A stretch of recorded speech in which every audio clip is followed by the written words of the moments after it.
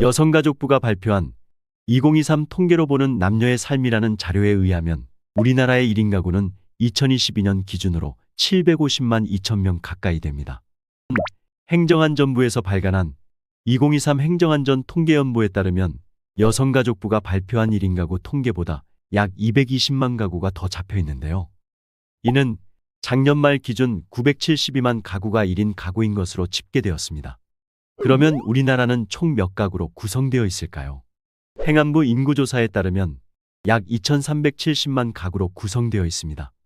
그러면 2370만 가구 중에 972만 가구가 1인 가구인 셈이며 수치로는 41%가 1인 가구인 셈입니다. 조상원 행안부 지방자치분권실 주민과장은 이 추세대로라면 내년 초에는 1인 가구가 1000만 가구를 넘어설 것이 확실하다고 설명을 덧붙였습니다. 이 말에 따르면 대한민국에서 어림잡아 두 집 중 한 집은 1인 가구라는 셈이 됩니다. 그러면 이 1인 가구 중 어느 연령대가 가장 많을까요? 70대 이상이 가장 많았고 60대가 그 다음 다시 50대 순으로 나타났는데요. 나 혼자 산다와 같은 TV 프로그램에서는 20에서 40대가 혼자 사는 모습을 자주 보여주지만 실제 1인 가구의 절반 이상인 54%가량은 50대 이상이었습니다. 어쨌든 1인 가구가 증가한다는 것은 앞으로도 불보듯 뻔한 일입니다. 젊은 세대들은 결혼을 안 하고 베이비부머 세대들은 본격적인 노후를 맞이하게 되는데 부부라도 인생의 마지막을 함께 할 수 없기에 혼자 남겨질 수밖에 없기 때문입니다. 지금까지는 계속 청년층의 1인 가구가 증가했습니다. 그래서 현재까지도 청년들이 지낼 곳과 주택들을 어떻게 마련할까 하는 것들이 주요 이슈였습니다. 하지만 통계에서 보여드렸듯이 앞으로는 인구 구조상 완전히 역전이 됩니다. 30대 이하의 청년 가구 수는 줄어들고 60대 이상 가구 수가 엄청난 숫자로 증가하게 됩니다. 1인 가구가 청년 중심에서 고령자 중심으로 완전히 바뀌어 가게 됩니다. 그래서 고령자 중심으로 1인 가구가 바뀌게 되면 여성노인 1인 가구가 상당한 숫자로 증가할 것이라고 하는데요. 그 이유는 다음과 같습니다. 남자가 사망하고 나서 최소 10년 이상은 여성이 혼자 사는 기간이라고 합니다. 그러면 결국 고령 사회가 도래하여 고령자 1인 단독 가구가 많아진다는 것은 노인 여성 1인 가구가 증가한다는 것과 같은데요. 이웃나라인 일본도 이미 그런 현상을 겪었습니다. 우리나라는 10에서 15년의 시간을 두고 일본 사회 구조를 비슷하게 쫓아가는데요. 현재 우리나라는 남성의 1인 가구는 30대가 가장 많고 여성의 1인 가구는 60대가 가장 많습니다. 일본 또한 젊은 남성과 고령 여성이 1인 가구의 주요 연령층이 되었습니다. 참고로 이런 노령화와 1인 가구화의 시기를 일본이 먼저 겪었기 때문에 전반적인 시스템이 우리보다 훨씬 낫고 그 시스템의 좋은 점을 배워 적용할 필요가 있겠습니다. 요즘엔 100세 시대라고들 하는데 사실 100세 시대는 여성이 준비해야 되는 시대라고 말해도 될 정도입니다. 일본 국민의 경우 90세 이상의 87%가 여성이고 100세 이상으로 넘어가게 되면 89%가 여성이라고 합니다. 우리나라도 일본과 같이 남성 수명이 여성에 비해 길지 않기 때문에 100세 시대는 어떻게 보면 여성이 준비해야 되는 시대라고 볼 수 있습니다. 남성분들도 나는 100세를 어떻게 준비해야 할까 고민하실 수 있겠지만 안타깝게도 초고령 사회의 주역은 아직까지는 여성이고 여성분들이 준비를 많이 하셔야 한다는 게 전문가들의 의견이기도 합니다. 그러면 수명이 길어지면 어떤 일이 일어날까를 고민해 보셔야 합니다. 수명이 길어지면 기본적으로 질병이 많이 생깁니다. 그 질병 중에서도 수명이 길어지면서 생기는 질병은 어떤 것이 있을까요? 85세 이후를 예로 들자면 웬만한 성인병인 당뇨병, 뇌졸중, 뇌경색 이런 것들은 그 전에 다 나타납니다. 그런데 나이가 드는 걸로 인해 나타나는 제일 대표적인 질병이 치매입니다. 따라서 치매에 대한 대비가 제일 중요하게 떠오르게 되고 그 외에도 위에 말씀드린 중대 질병들이 튀어나오게 됩니다. 정신이 온전하면 몸이 아프더라도 본인 의사결정에 의해 삶이 어느 정도 통제가 됩니다. 가족들과 소통도 되니까 간병을 해도 그나마 덜 지치게 됩니다. 하지만 치매는 답이 없습니다. 오죽하면 암 같은 중대질병은 내가 걱정할 일이고 치매는 가족이 걱정할 일이라고 합니다. 중대질병은 내가 고통을 느끼니 힘든데 치매는 내가 아픈 줄도 잘 모르고 가족이 더 고통받기 때문입니다. 건강 관리를 잘해 치매의 위험에서 어느 정도 벗어났다면 중대 질병에 대비를 해놓으면 좋은데요. 예를 들어 60세 남성이 75세까지 15년의 기간 동안 10명 중에 2명이 사망을 합니다. 생각보다 많은 사망인데요. 그 다음에 92세까지 사는 사람들도 10명 중에 2명입니다. 아이러니한 것은 인생의 후반전은 전혀 평등하지가 않다는 겁니다. 내가 남자일 경우 60세가 되면 내 주위 10명 중에 2명은 15년 이내 사망을 하고 10명 중에 2명은 32년 이상까지 사는 아주 불평등한 세상이라는 것입니다. 일반적으로 남성의 사망률은 고령 초기에 높은 편이고 여성들은 남성에 비해 후반부로 그 시기가 밀리게 됩니다. 이러한 현상 때문에 여성들이 겪는 특별한 시기가 있다고 하는데요. 여성은 3번의 노년기를 겪는다고 합니다. 첫째는 부모님 인생 후반부를 여성들이 많이 케어해주면서 보냅니다. 남자들은 자기 부모든 장모님이든 신경을 써준다고 하지만 대부분은 여성이 결국 친정이나 시댁을 왔다 갔다 하면서 좀 더 세심하게 그들을 케어하게 됩니다. 두 번째는 남편의 인생 후반부를 또 케어하게 됩니다. 효자, 효녀, 자식이 있어봤자 아내가 케어하는 것에 비하면 만족스러울 수가 없습니다. 거동이 불편한 아버지를 아들이 똥오줌을 받을 수 있을까요? 착한 딸이 와서 아버지의 똥오줌을 갈아줄 때 정신이 없던 아버지도 그때만큼은 긴장하면서 움찔움찔 한다고 합니다. 세 번째는 이제 본인의 노년기를 스스로 케어해야 하는데요. 이렇게 여성은 노년기 3번을 겪는다고 합니다. 마지막인 본인의 노년기는 주로 혼자기 때문에 혼자 있는 시간을 많이 보내게 되고 건강관리가 잘 되어 있다면 집안의 가장 큰 어른의 역할도 하게 됩니다. 어렸을 때도 보면 할아버지, 외할아버지들은 다 일찍 돌아가시고 할머니나 외할머니들이 다 남아 계시지 않던가요? 그분들이 더 오래 사시기 때문에 한 집안의 정신적 지주로서 역할을 많이 하게 됩니다. 내가 가문에 어떤 것을, 어떤 정신을 물려줄 것인가 하는 것도 사실 여성이 그런 부분을 결정하게 되고 유산이나 상속을 마무리하는 것도 여성이게 됩니다. 따라서 어떻게 보면 막중한 책임을 진다고 볼 수 있습니다.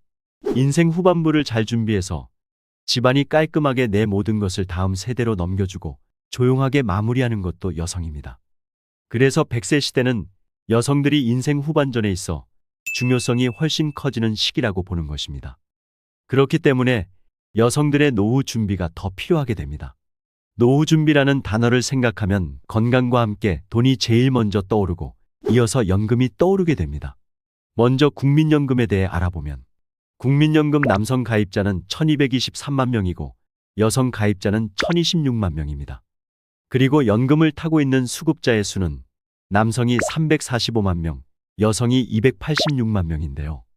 가입자와 수급자 수는 남성에 비해 여성이 크게 뒤처지지 않습니다. 남녀 간 격차 또한 점차 줄어드는 추세라고 합니다. 하지만 얼마를 받느냐가 가장 중요하겠죠. 남성이 받는 연금 액수에 비해 여성들이 받는 연금 액수는 상당히 적다는 통계가 나왔습니다. 남녀 금액별 연금 수령액을 비교한 결과 여성들은 40만 원 미만을 받는 구간의 77%가 집중되어 있습니다. 연금을 타고 있는 여성분들 10명 중 7, 8명은 40만 원 밑으로 받고 있다는 뜻입니다. 반면 연금액 월 100만 원을 넘게 받고 있는 경우를 보면 남성은 54만 8,767명, 여성은 고작 2만 1,339명으로 100만 원 넘게 받고 있는 남성이 여성보다 26배나 많았습니다. 왜 이렇게 된 걸까요? 여성 연금이 이렇게 적은 이유는 노동시장에 머무는 기간이 짧기 때문입니다. 국민연금 수급자 중 가입 기간이 20년 넘은 남성은 81만 명 정도인데 반해 여성은 14만 명 정도에 불과합니다. 여성들은 출산, 육아, 가사 등으로 경력 단절이 되다 보니 남성들에 비해 경제 활동을 하는 기간이 짧고 그러다 보니 국민연금 가입 기간도 짧습니다. 연금액을 올리는데 가장 중요한 요소가 가입 기간인데 여기서 근본적인 한계를 안고 있습니다. 게다가 일을 한다 하더라도 남성들보다 대체적으로 급여소득도 낮기 때문에 국민연금 납부액도 적어지게 됩니다. 많이 넣어야 많이 타먹는데 가입기간도 짧은 데다가 불입 액수마저 적으니 여성연금 수령액이 작아지게 되는 결과를 초래하게 된 것입니다. 남녀 평균 연금 액수의 격차도 시간이 흐르면서 계속 벌어지고 있습니다. 남성 평균 수령액은 2021년 기준으로 50만 1,000원인데 반해 여자의 수령액은 남성의 50% 수준인 26만 9천 원밖에 되지 않습니다.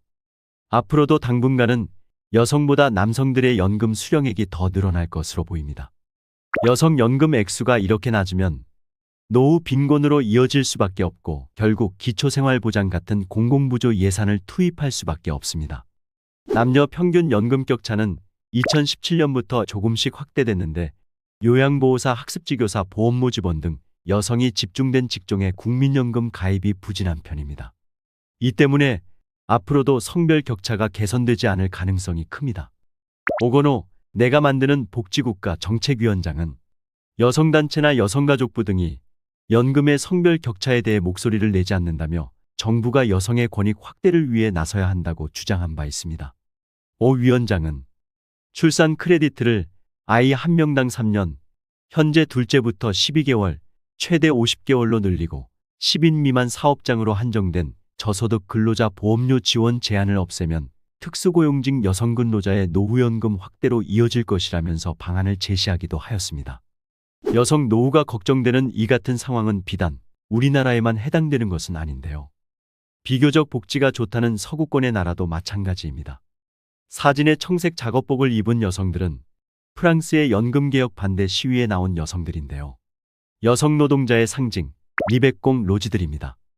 이들은 연금개혁이 성별 불평등을 악화시킨다고 외치면서 연금개혁을 반대하고 있다는데요. 프랑스 여성의 평균 연금 수령액도 남성보다 40%나 적다고 합니다.